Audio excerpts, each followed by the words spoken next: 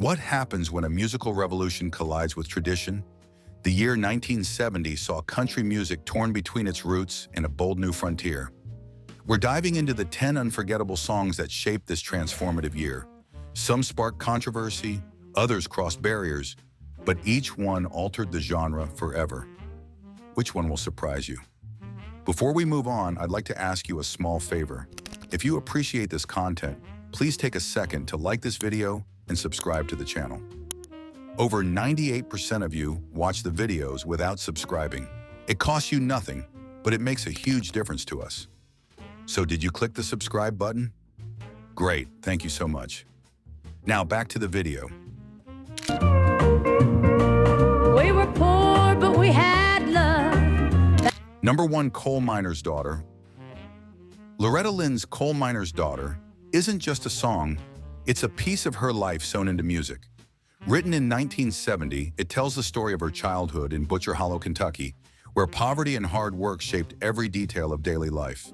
That level of vulnerability stood out, especially at a time when country music was being pulled in new directions by the rebellious outlaw movement.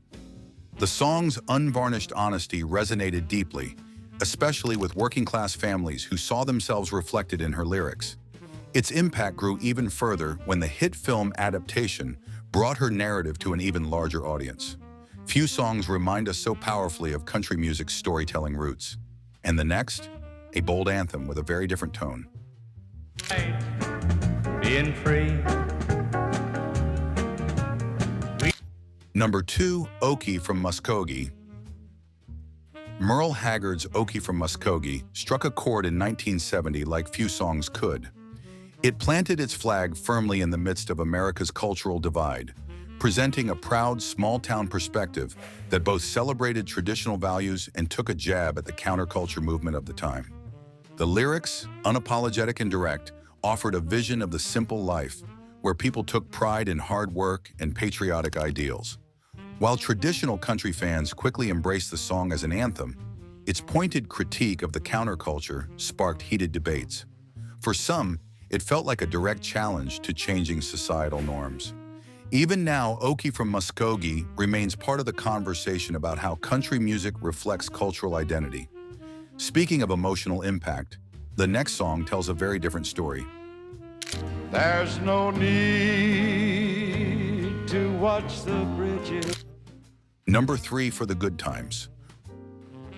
Ray Price's For the Good Times marked a turning point for country music, embracing the countrypolitan sound that smoothed the genre's rougher edges.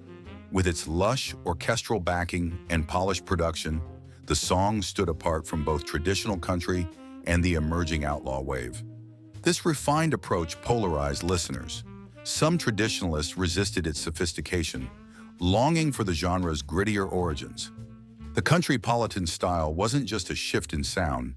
It opened doors for country artists to reach wider audiences, blending elements of pop and easy listening. For the Good Times became a bridge between genres, expanding country music's reach without losing its emotional resonance. Up next, a song that defines storytelling itself.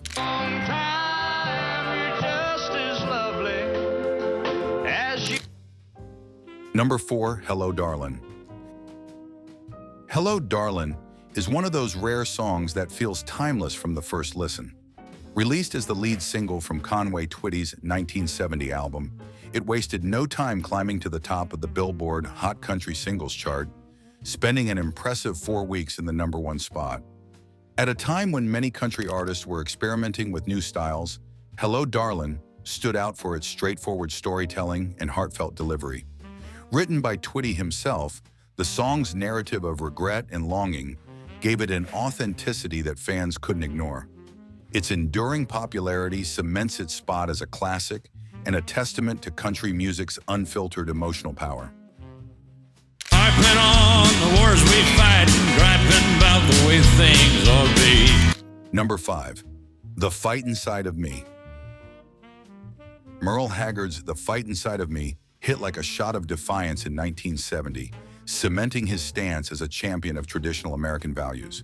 Its bold lyrics took direct aim at the counterculture, criticizing anti-war protests and the societal changes sweeping through the country. Haggard's authenticity amplified its impact. A man who'd lived through hardship and prison, his voice carried the weight of experience. The song's success didn't just reflect his fan base. It mirrored the political tensions of the time. Next, a song that balanced humor and heart. And kill that man and give me that awful name. Well, it was got... Number 6, A Boy Named Sue. Johnny Cash's A Boy Named Sue wasn't just a song, it was an unforgettable moment in country music. Written by Shel Silverstein, the story of a man named Sue, grappling with the name his absentee father gave him, blends humor with themes of identity and resilience. When performed live at San Quentin, Cash's delivery transformed it into a shared experience, fueled by the crowd's raw energy and his magnetic presence. Its spoken-word narrative broke away from country's usual themes, proving the genre could embrace humor while still connecting on a deeper level. The mix of comedy and heartfelt emotion expanded the genre's reach, captivating listeners within and beyond traditional country circles. Cash's ability to balance the absurd with the relatable was unmatched. Next, we meet a crossover hit that redefined country's boundaries. When you take, you gotta give, so live and let live or let... Number 7, Rose Garden. Lynn Anderson's Rose Garden wasn't just a hit, it changed what country music could be.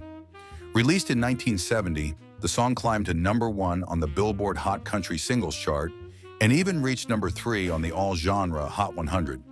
A rare achievement for a country artist at the time.